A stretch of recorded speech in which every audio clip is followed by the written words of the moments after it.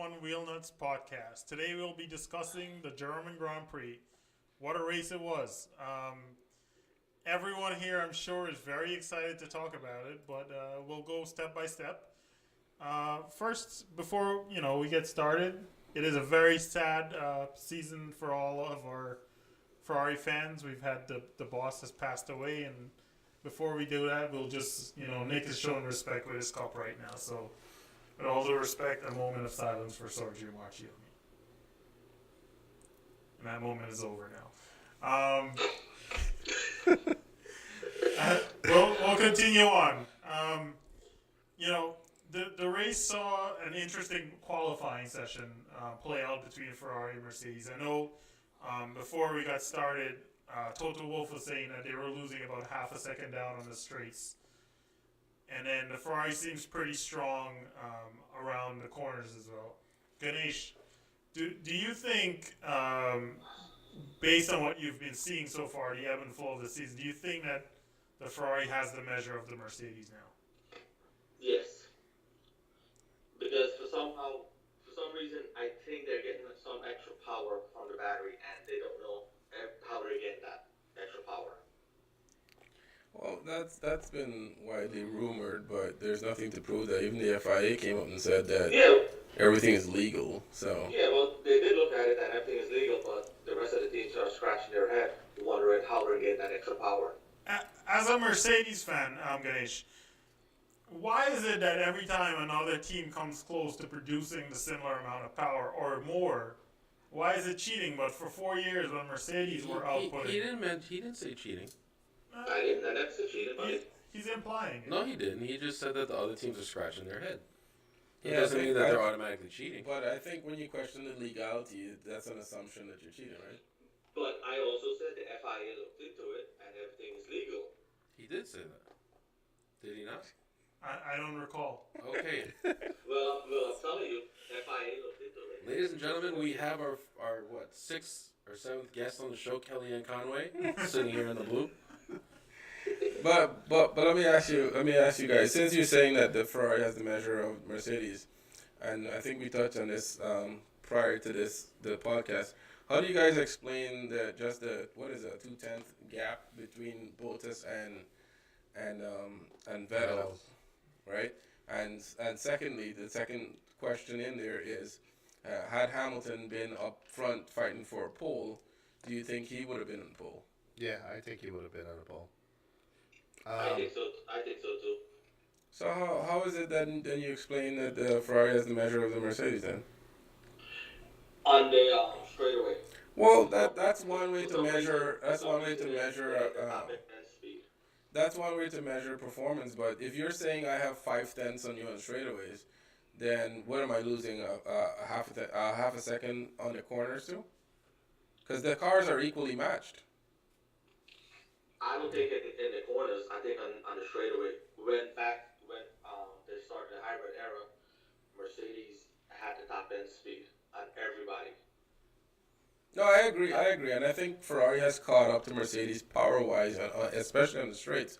But we're talking a total package, and if we're discussing a total package or a total race pace or qualifying pace, then I personally believe that the Mercedes and Ferrari are equally matched, or even Mercedes still outperforming Ferrari. It's just that they haven't been able to show it in results so far. I don't know. I don't agree with that. All right. We'll agree to disagree. So, Vettel got pole. Bottas was right there. Raikkonen P3, and then Max starting 4th. I think off the line, did you guys see the way Max sort of checked up going into turn 1 when he was pulling up the right hand? Yeah. Yep. Impressed or no? I was impressed with Max, yeah. Yeah, it's more of a mature move. Yeah. More of a lot more, yes. Thinking about the future. If it was 6 months ago, he probably would have kept going. Yeah, he's one to keep his foot in it. I think, and there's a comment that he made after the race saying about you have to consider the points on the table and not take unnecessary risks. A year ago, months ago actually, Max would probably not utter those words. So that's a big development on Max Verstappen's end. How much? Maybe the team got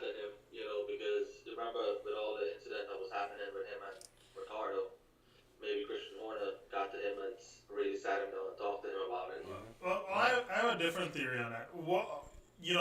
Ricard's about to re-sign with Red Bull based on the rumors that you're hearing around. Right. Is this Max now saying, okay, I'm even faster in one lap pace. I'm good in the rain. In addition to that, I can also drive a mature race. Is this now him trying to prove to Red Bull that he can drive a mature race, especially with Ricardo starting in the back? Because now he needs someone. He needs a team on his side. If Ricardo's going to be there for another 2-3 years, now he needs a team to be able to throw their weight behind somebody. Is this him trying to make that statement? I think so. He's trying to show that he could be the number one driver instead of Ricardo. Robert, you've been one of the biggest critics of Max. What do you think? No, I was very pleased in the last race. I actually brought this up. I think yesterday we were speaking about the same thing. I was very impressed, but I'm still waiting to see if this is a one race or is this going to continue for the rest of the season. Is he going to continue racing with the same maturity for the rest of the season? So I guess let's wait and see. Yeah, I don't think you can change a driver in a flick of a switch. Right. But I did that. That was a clear sign that he's heading in the right direction. And if he continues this way, then he'll definitely do better. As to your question with him probably positioning with Ricardo looking to resign, that could potentially be the reason too. But I think all in all, he, regardless of positioning or not, number one driver or not, he needs to show some results because he needs that drive as well. I know he's got a contract and whatnot, but you have to be able to show your value at all points. So continuing on from that, Lewis Hamilton starting in 14th because of the issues that he had in qualifying. We all expected him to drive up and drive through the field, but were any of you guys astonished by the rate at which he got through the field? Because from my end, I was looking at the race. Hockenheim, it's not a very, you got an end sector that's not very, conducive to passing. Are people not racing these top six guys again? We established that. Absolutely right. They're Nobody moving but over. I think everybody is just battling their own battle. Like the top six guys are fighting themselves, the midfield guys are fighting themselves, and the back teams are fighting. So if a top guy's coming through, they're just gonna let them go without even, because for example, look at Alonso. Before, Alonso would just fight with everybody, not to be fast. Yeah, last year. So, Didn't Alonso and Hamilton scrap a couple times? But that's the thing. Even so, then you start seeing the measure of a driver. If Alonso could take a Honda powered McLaren last year and scrap it with Lewis Hamilton, what's to stop a Haas or a Force India or Sauber or any other team to try to mix it up with him? Because at the end of the day, you're racing. You don't know if you mix it up with this guy, if he's gonna make a mistake and go off the track or something. And at the end of the day, you're a racing driver. You gotta race. Yeah, but that damages your race. I mean, for instance, Alonso is fighting Lewis Hamilton for position, right? Or Hamilton's coming through. He's half a second or a second faster than Alonso. Pulls up behind Alonso, and Alonso starts fighting him. Leclerc is sitting right behind. 0.3 of a second off of Alonso, and is just waiting. As soon as Alonso pushes wide on a turn to block Hamilton, Leclerc comes through. So you really have to. I think they have to focus on their own race. It's kind of a two-tier racing system right now, and they are focused on their own race. I definitely understand and I agree that it's robbing the fans of some excitement when drivers come through the field, but they have to focus on their own race. They can't fight guys that they know they have nothing against. You can't bring a knife to a gunfight. You never know. It could be a big knife. But to that same topic, I would like Nick to explain how Hamilton was able to drive through from 14th to pass more cars on the grid without complaining of. He found the issues clear with the air. car. He found the clear air. Clear Everyone air. moved out the way, and the man had a clear track. Clear air behind 13 cars ahead. He did it within what, 7 laps, 8 laps? Oh, that's even more impressive. It was clear air. And there was nothing wrong to the floorboard of the car. Nope. In defense of Nick Mark, it was 13 cars ahead this time, not 17. There Okay. you go. Oh, yeah. Yes. No, it was 18 before. So I mean, I'm just gonna drink my coffee. it's all right, Nick. We already know you're a closet fan. No, I'm just doing it in support of your ex-president. Yeah, continuing on from that, you had the Ferrari trying to pit Raikkonen first. Around what lap are we right now? I think they were at lap 14, lap Okay. 12, 14. Yeah. Hamilton was already Hamilton had already pulled up, quite a bit through the field at that point in time. Yeah, Ferrari- I think at that point he was running fifth. He was up Yeah. high. Yeah. Sixth. No, Fifth. fifth No, or he sixth. came out just in front of Hamilton, I thought, when he came out of the pits. Yeah. Yeah. So was Ferrari trying to sort of throw a decoy in Mercedes' path, or are they saying, okay, we're gonna run one? They were trying to one bait and two both seconds? us. You think At that's that Bottas? That's what it was. Yeah, I agree. They I weren't think- worried about Hamilton at that time. I think the bait was thrown for both as to drop and cover Raikkonen. Mm-hmm. And if he had covered Raikkonen, Vettel had clear air Mm-hmm. without any pressure from behind. So I think that was the initial reason. But what I still up to now can't understand is why Ferrari decided to put Vettel and Raikkonen on the same strategy and drop Vettel 2 laps later Mm-hmm. for a pit stop. Yeah. I don't get that. I think they should have used that opportunity to split strategies and run Vettel up front. Well, I think Vettel was like 11 laps after Raikkonen, right? It wasn't only 2 laps. It's quite a few laps after. It was, yeah. And I think Was why that much? they did that, they were trying to probably hoping the rain would have come and they would have got him on the inters because he was still leading the race because he would have had fresher tire coming out of the pits. Can I ask a question? It was about 10 laps after Kimi or Vettel pitted that they were having blisters on their softs, right? How is it that was happening to them, but yet you always say that Lewis can never manage his tires and he made softs last 43 laps Yeah, 43, that's what he while going through the field? How do you explain that? That's a good point. I'm not trying to attack. I'm just asking No, a that's a question. good point. What was the tire that Vettel was on? Soft. Soft. Yeah. They were Same- all on same softs. tire? All of them. Yeah. Well, for some reason, this year, the Mercedes has always been kinder to their tire compared to previous year that I noticed. So, I think that's a good point, Ganesh. But earlier in the season, they were a little bit eating up their tires. I think Mercedes has James Allison on their staff, and James Allison has been known to, if not design cars, be able to set cars up so they're a lot easier on their tires. And now, so yeah, they figure it out. yeah, I think what you're seeing now is probably that James Allison factor come in, where maybe they're not throwing too much camber in the car. Maybe they're letting it roll a little bit less in order to save their tires. Okay. But is that causing them performance? That's the other side of it now. If you're not setting it up for top speed, are you giving up a little bit of performance there, and is that throwing the edge towards Ferrari? Could be. It's a good question.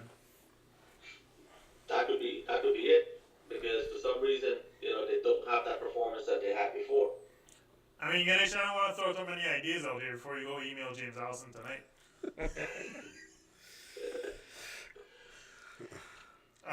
Continuing on from there, as that race went on, we saw some really interesting strategies playing out with, with the way Ferrari were running and with the way Mercedes were running their race. Both Vettel and Raikkonen pitted, and then you had them, obviously after the pit rotations worked through, you had Max pit, you had Bottas pit. Now they're running 1-2, and they don't want to go Vettel is faster than you are, right? They did. If I have ever seen anyone dance around a topic more than that, Was that? Yeah, that was a very unclear It message. wasn't unclear. It was very clear. Yeah, it was the vaguest ask of any driver I've seen so far. So Because Kimi wanted him to say it over the radio so everybody could hear it. But you gotta love Kimmy's I handling of love that Kimmy. situation. Kimmy was hilarious. What What do are you you what do trying you to want tell me me? to do? Tell me. I was Be clear. Be direct. Yeah. I was What cracking up. exactly what do you want me to do? Do you want me to let it pass? So, so Ganesh, were you okay with that call from Ferrari going into Mercedes? What call? Sorry, were you okay with that call from Ferrari asking Kimi to move aside so Vettel can come through? No, I think so because the race was against Vettel and Hamilton. So at the end of the day, it's a team sport, like we always say, and you fight for the team for the points, but then also you want your number one driver, to win the race if he's fighting for the championship. That's Yeah, I actually agree. a very interesting take, Ganesh. Especially given a couple podcasts ago, you told me that you were completely against team orders. No, I never said I was completely Ganesh, against don't make it. me have to run the tapes now. You said you were against team orders. So how are you gonna shift, especially when your competition is doing it blatantly, and you actually called it out to us to say your actual expression was wow. What was that Yeah, wow a good wow or a bad wow? Well, you were like no, wow, that was pretty impressive, or wow, that's not good. I just like what Kimi was saying, because I was surprised that he actually said it because I didn't think he had the balls to say it. Chris. Robert is very quiet over here. I want to give him a chance to go No, next. I got a question for you, Chris. I'm very happy that Ferrari allowed Vettel to pass, but my issue with it is Vettel did not even put up a fight or did not even attempt to try and challenge Kimi. He just outright waited and asked, sit back, waited a few laps, It wasn't an ass. It was more of a cry. well, whatever you want to call it, Okay. and asked, hey, can I get by? He didn't even put up a fight. No, he didn't say, "Can I get by?" He said, "Are you guys gonna talk to him Well, yeah, today?" same thing, same thing. Or Whatever it next is, race? however you want to phrase it, it's the same thing. Listen, at that point in the race, they're both managing their equipment, right? Kimmy's got tires. God knows if he had to pit or based on the strategy I saw them run Kimmy on, it almost looked like he would have to pit again. No, but I, what I'm I saying don't is, think he But would he have was taken a step. behind a few laps before they let him by. I agree, but I don't think Kimmy would have been able to run those tires from like 14 to 67. That's okay, a that's tall fine, ask but for soft but tires. Vettel tires were almost 14 laps newer. That Why he couldn't pass him? that's what I'm saying. Do you go ahead and try to eat up the tires to try to pass him, or do you call into the team and say, listen, he has to pit again? They obviously went through all these strategies, plan A, plan B, plan C, in the strategy room with both drivers there ahead of time. Vettel is fully cognizant that Kimi is not on the same strategy as he is because he pitted 14 laps earlier, right? So, do you go ahead and try to, raise the guy and eat up your own equipment, or you just say, hey, we all know he's on a different strategy. Tell him to move out of the way. I have to come through because of my strategy is going to put me ahead. Maybe we race some other point in the race, but for But now we're on different strategies. but let me ask you a question. Why would Vettel have to call to the team and tell the team that the team should already know that? So the team should have got on the radio from the get go and tell them, hey, let Vettel by. Why would Vettel have to come on the radio and cry? Well, we didn't hear everything, did we? I like how you guys labeled it cry. Well, he did cry during the race. Ask is Well, I that, didn't label it ask, cry. I said ask. okay, and ask is that cry. First of all, secondly, if the team is recognizing the strategy, they're the one that made the call. Yes, he can call in and said, I can't pass him. But I think what we've seen over the entire season so far is that drivers come up and say, well, it's easy to catch a car in front of you. It's hard to follow them without tearing up your tires. So Ferrari had a tire management issue. It was blatant actually in Germany.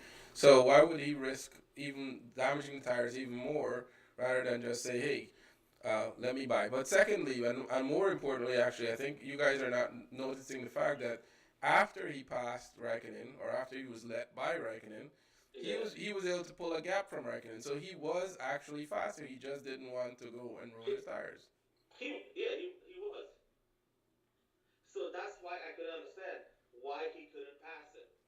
I just told you why. I feel like we're going in circles right now. No, we're not going in the circles because he just didn't want to race that's precisely the point. That he didn't want to race right. I just want to point out that if this happened in the Mercedes camp, you guys would be all over us. Well, it did happen in the Mercedes camp. Okay, but did Bottas try to pass Lewis? He did. Okay. Did he? Did he? It's did he great. make it? I think it was awesome. Were we gonna? You guys want to jump there, or No, do you no, want? no. Okay. We're gonna continue on. Okay.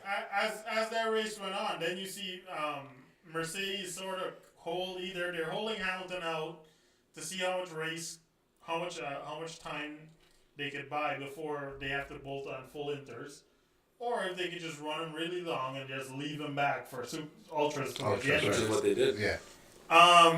You know what? I just gotta give kudos to Mercedes because they played it perfectly when it came to Lewis Hamilton and his strategy to be able to put him on the perfectly right tires at the perfect time. I think he when he bolted those tires on. Now, given that these tires are probably 20-something laps newer than Vettel's, he was able to close in 14 seconds within just a handful of laps. So he was flying on those tires. Yeah, he was eating up about 1.5 to 2 seconds per lap. Now, do you think, Ganesh? Do you think that he would have been? Let's say, forget about all the events that happened throughout the race. Now, if they had continued just like this, would he have been able to catch and pass Vettel? And mind you, the other three guys, you would have to go through Max Verstappen, Kimi Räikkönen, and then Valtteri Bottas. So you have to go through three guys in order to get to Vettel. Do you think his equipment would have lasted long enough to catch and pass Vettel for the win? I think so. What do you think, Chris? Huh? What do you think? I think catching a car and passing a car is a different thing. I think. But you Yeah. gotta understand, Vettel was running the fastest lap at that time, and his car, the Lewis car, was still 2 seconds faster per lap. Yeah, but So- you're talking 20 lap different tires. As you know, Well, that's what I'm saying. And everybody with Kiwi tires was on at lap 14 or 15. So that had a lot more laps on it than anybody. So how many laps do you think it would have taken Hamilton to catch Verstappen, Raikkonen, Bottas, and pass them? Because not just drive by them, but catch and execute a pass, and then pull up behind Vettel. How many laps do you think it would have taken him? I say he picked it at 43. I would say probably about 12 laps. 12 laps. So 12 laps in, he would have been fighting down throughout the field with drivers. Do you think he would have had the same pace in his tires by the time he pulled up to the back of Vettel? Yes. No, no, I don't think he would have, but his tires still would have been better than Vettel. I agree, but there's one thing like we keep saying. There's one thing to catch a driver, and especially in this era, to pass, and a pass on an evenly matched car. At that point, they would have been evenly matched. Okay. The question is then, after Vettel was led by Raikkonen, why was Vettel still pushing that hard? Because the team had to let Vettel know Hamilton was catching him. Yeah, and I think any racing driver, they see that, they calculate that themselves too. You're seeing that as every time you go by the boards, you're seeing that for yourself. So even if the team didn't get on the radio and say Vettel, Hamilton is catching, he knows Hamilton is catching, so he needs to push too. But I think something that you guys are also missing too is that you're not comparing apples to apples. So you're comparing Hamilton on brand new tires, super soft or ultra? I feel like we had this discussion the last podcast. Yeah, so you're not comparing apples to apples, right? You're comparing Hamilton on brand new tires, right? And Vettel on old tires. On top of that, throw some sprinkles in there, throw some rain in there. Because Vettel's time was reflective of rain being on the track. I know Hamilton's was as well, but Hamilton was on brand new tires. So it's not the same apples to apples comparison. And I think it's easy to say that taking out the rain and comparing where they were, then yes, had everything been exactly equal, I think he would have been able to catch him. I think he would have put up a really good fight and could potentially pass Vettel, but it's not an apples to apples comparison. Okay. I know we don't want to take content from any other shows, but can we please give a donkey of the day to Red Bull for putting Max on Inter so fast?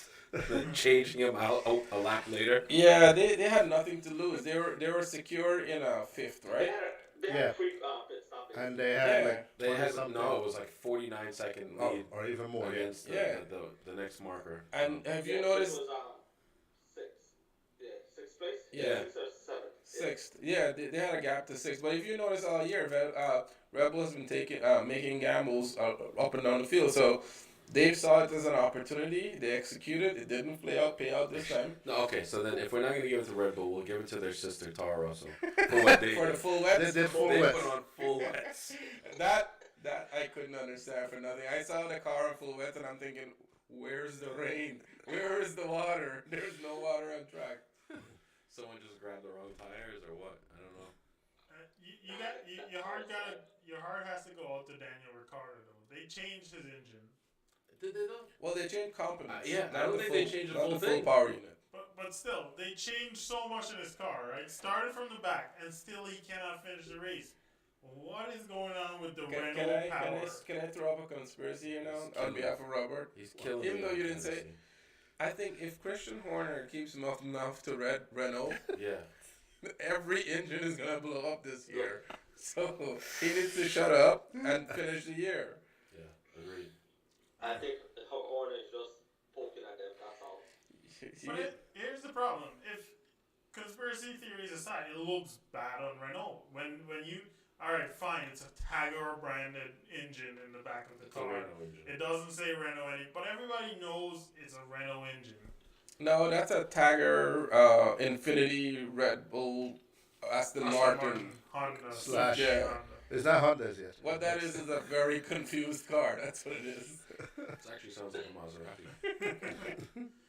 Yeah, it's interesting because hopefully they did the right decision and they're gonna go to Hungary, and obviously they have a nimble car that can be faster on that track.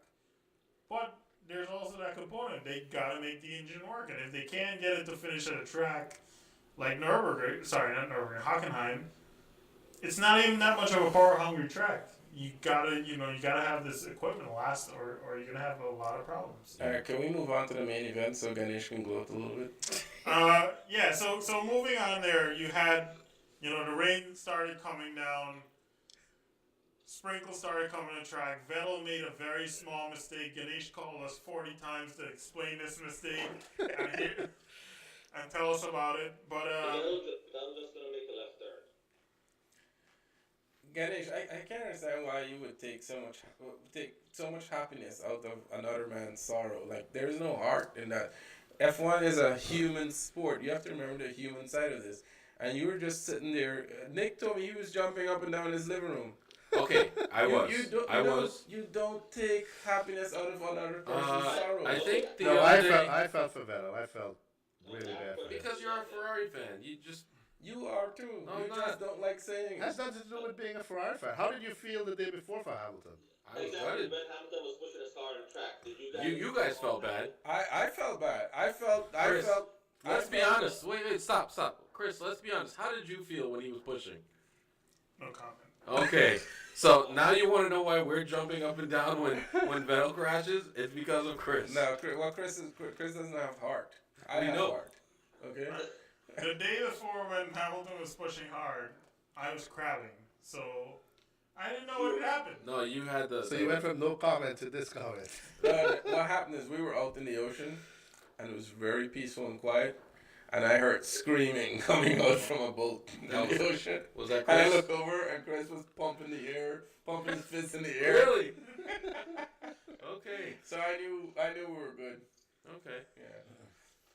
All in all, though, that was it was a gut wrenching moment to know that that was a career defining race and a career defining lead that Vettel had, and I know it's gonna bother him. I know he came out and said that he's not gonna Nah, lose he said sleep he's not over it. gonna lose sleep over it. And It's I not a think big as deal. drivers, as humans, we gotta convince ourselves that all right, it's not such a big deal. I can move forward from it, but it is a big deal. It's a huge deal for him. I think here's the thing. As a Ferrari fan, that was a little bit demeaning, because what you have is you have the best car, no question about it. Ferrari is very fast on that track. You have a 4-time world champion charging it, and you have. It's one of those things. You just put all your trust in it and say, all right, Vettel in a Ferrari leading the race. Got Kimi Raikkonen running second. It's over. You know, if you ever put trust in people, you're gonna put it in a 4-time world champion, right? Like we do with Lewis. Correct. Okay. But I do think as a Ferrari fan, it's a little bit worrying because Vettel's made a couple mistakes as of late. You know, the Bottas incident. The Bottas incident in France. It wasn't a conspiracy. He didn't turn into the wall as a part of a conspiracy. I just wanted to know what you define as of late, because I want to know if that expands into last year as well. No, I think it's been clear the mistakes have been there, but you know, it's this point where he has to have a moment and say, you know, whether it's going into this break or coming out of the break at Spa and Monza, but he has to have this moment to go in and say, listen, I've made these mistakes. How do I get better from it? And I tell you what, if there's one person you trust to make those adjustments, it's Sebastian Vettel. So I don't think this is going to be a weakness to weakness thing. I think you're going to see weakness to strength develop out of this. And that's my perspective on that. But in Vettel's case, Vettel never had, when he won those 4 world championships with Red Bull, he never had anybody fighting him for that title. Oh, man, that's a very inaccurate statement. He had his own teammate, and he had Alonso, the beast on the track, fighting him for every title. He had Alonso, he had Hamilton fight him for a few of them. He had his own teammates. So how is he not having anybody? In which race? In every year he won the championship, he had a fight. The first year he won it at the last race. When he won 10, 12 races for a year? Okay. 10, 12 out of 20 races. That's what happened. So you're saying that Hamilton had no fight last year? Is that what you're saying? 2014 Hamilton had no fight. 2015 Hamilton had no fight. 2016 we all know Rosberg beat him mercilessly. Okay. And then 2017. Now you're being biased. Come on, Craig. Come on. No, Hamilton had a fight with Rosberg every single year. And we all know that. Rosberg winning F1. Okay. So Ganesh, are you saying that nerves is getting to Vettel? Is that what you're trying to say? I think so. And Lewis plays a lot of mind games with people. I don't think it's a mind. Right now. I think Lewis's mind games plays against him, and that's what's been happening this year. And then when you talk about nerves, you know, I do see Vettel dropping the ball a few times, but a lot of times he comes back and he's stronger. Last year he made some mistakes. He blew up a few times last year, right? Have you seen any of that this year? None. I saw him banging on a steering wheel. I saw him crash twice last year. When you crash, right, and you take responsibility for yourself, listen to this. When you crash and you take responsibility for the incident, that is perfectly fine. That is human. When you crash and you come out of the car and you say that it's a conspiracy by the other team to run into the back of my team every time, that's a problem. But I don't think you guys will admit that. All right, moving on from that. At the restart after the safety car, you had Valtteri and Lewis Hamilton going at it. You know, Lewis Hamilton clearly, had the older tires. You had Valtteri with newer tires. You had Kimi Raikkonen behind with newer tires. Is it okay? Is it okay for the sport of Formula One to say 2 laps to go, call into your driver, hey, you can't race on this restart, or we let you race to the first corner, but after that, get all hands are down. Who else did that? Nick? I would like Mark to answer that one. No, I think it's No. I want to hear Mark answer that one. Let's hear Mark answer. I have always been in a position where I say team orders is perfectly acceptable because in the end, the outcome is for the team. Right? I do agree that Mercedes made the right call. Right? But I have Mercedes fans on this podcast who don't agree with team orders, but suddenly they start agreeing with team orders because it's now benefiting the Mercedes team. Secondly, Mercedes came out after the race and said they would have done the same had if it was the other way yeah. around. Do you, and I'm going to ask the Mercedes fans, do you guys believe that? No. Do you believe that, Robert? And No. do you believe that, Ganesh? not in this They stage. would have called into Lewis and say, hold position, let Valtteri They win could the have race. tried to call into Lewis. That doesn't mean he would have. I said that they would have, but like Nick was about to say, I don't think Lewis would have listened. And is that okay? As clearly he's the number one driver.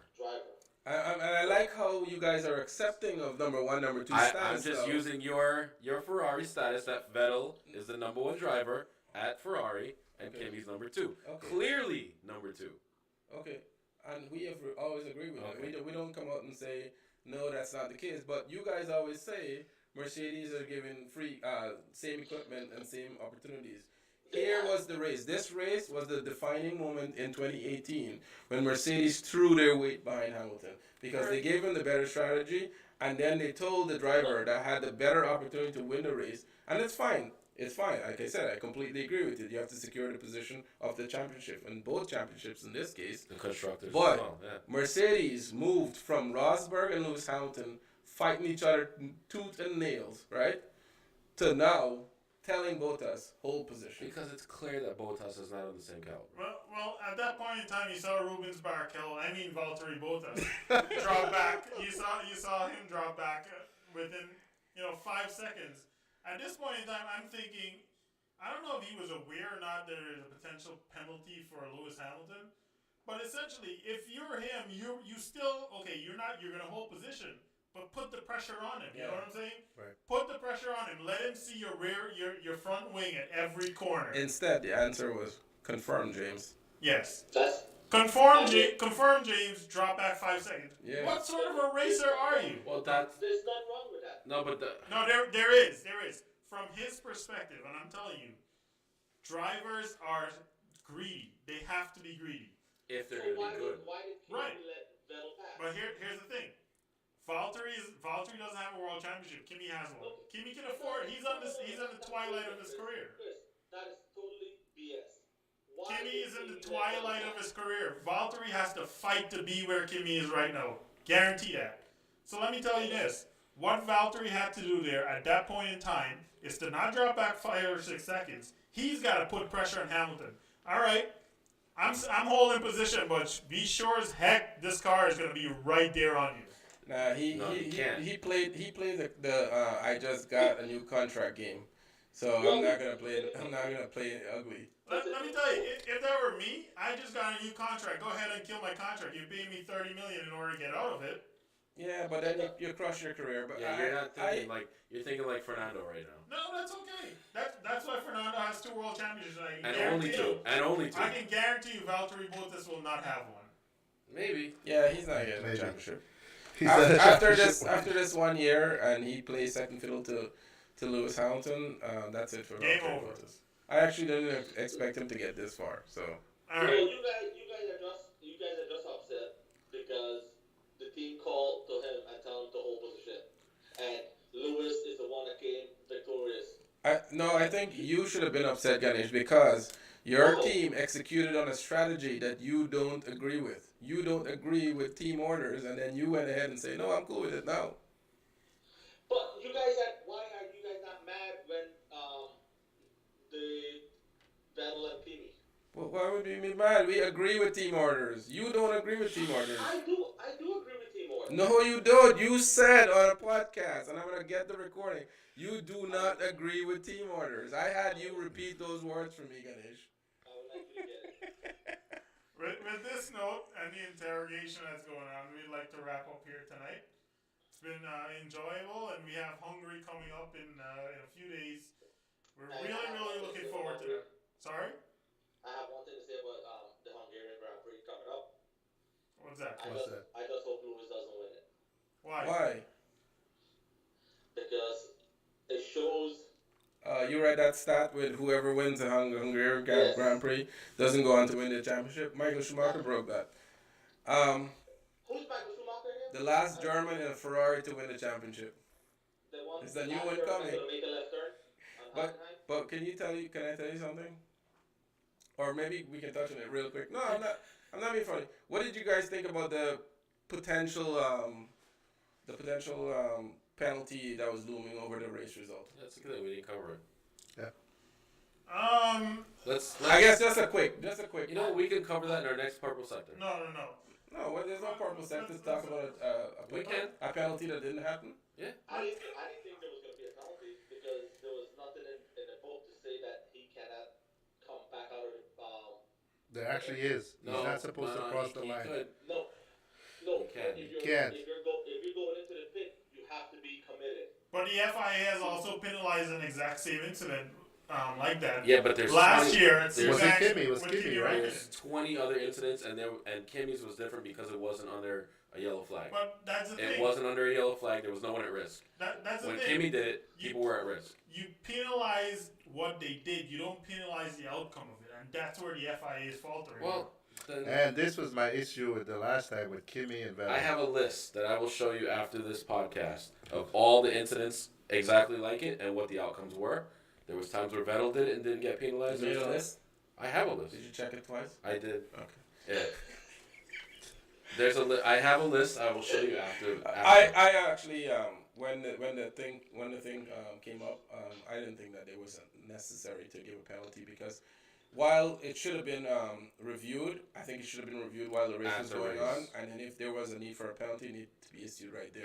I hate penalties that affect race results after races are closed. Unless it's on the last lap or last two laps, it should be investigated ASAP and a penalty handed down right then during the race.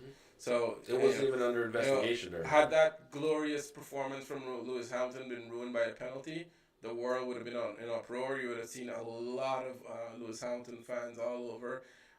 There would have been a lot of conspiracy theories. Ferrari probably issuing that penalty to the FIA, Ferrari International Assistance. Glad you said it. I'm just saying there's so many conspiracies that would have come out of that, and there was a conspiracy for an accident on the grid. So I'll tell you, I there's a would- bunch brewing right now with all the new photos of the Ferrari underneath happening. It looks good though, right? It does look Yeah, nice. it looks All, good. It all the looks sun fast. shining through all those little cracks It that looks fast. That's nobody what it knew looks. about. All right, with that, we'd like to wrap it up tonight. Nick, you have any final thoughts? Nope, I'm good. Just Good. guess, but yeah, Ganesh. Yeah, Hamilton's gonna win. Yeah, I'm sure. Just so you guys know, and in closing, we should all agree that love conquers all. So make sure that'll be Ganesh's motto going forward. Love conquers all. Okay. Bye, Ganesh. Thanks, everyone.